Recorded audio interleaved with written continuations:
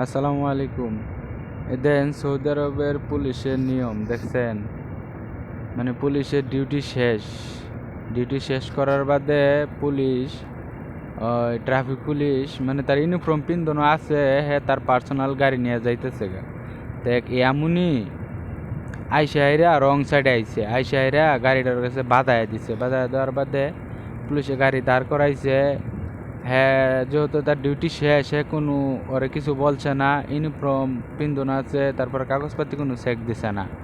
আর বাংলাদেশের পুলিশ হলে কি করতো, আপনার দৈরা হেরা প্রথমে দৈরা বলতো যে টিহা দে 20-30 হাজার টিহা লইতো, গাড়ি ঠিক করাইতো, কলার মলার ধরতো, অনেক গালিগালাজ করতো। তো সৌদি আরবের পুলিশে কিছুই করছে না, দেখছেন দাঁড়ায় রয়েছে। অফিসে ফোন দিছে, যারা ডিউটির মাধ্যমে আছে তারা আসতেছে, ডিউটির মাধ্যমে যারা আছে তারা আসতেছে।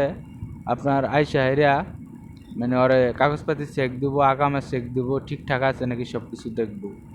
আর বাংলাদেশ হলে কি করতো, যে দে 20,000-30,000 টাকা দে, এই দেশের নিয়মকানুন ঠিক আছে বুঝছেন।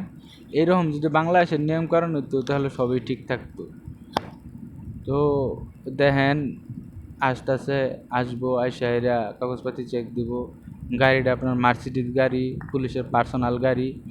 দেখতেছে কই বাজাইছে, ওই যে পুলিশে দেখতেছে, বৈশারে দেখতেছে আপনার কি ক্ষয়ক্ষতি হয়েছে আর কি। ওই দেখেন লোক আসছে, ট্রাফিক আরেকজন আসছে, তা আমি দূর থেকে ভিডিও করতেছি, ক্যামেরাটা তো ভালো না। তো আসতে হলে সব কিছু জিজ্ঞাসা করবো। তো যদি ভিডিওটা ভালো হয়ে থাকে তাহলে চ্যানেলটা সাবস্ক্রাইব করুন, যে পাশে থেকে বেল আইকনটি অন করে দিন, যে নতুন নতুন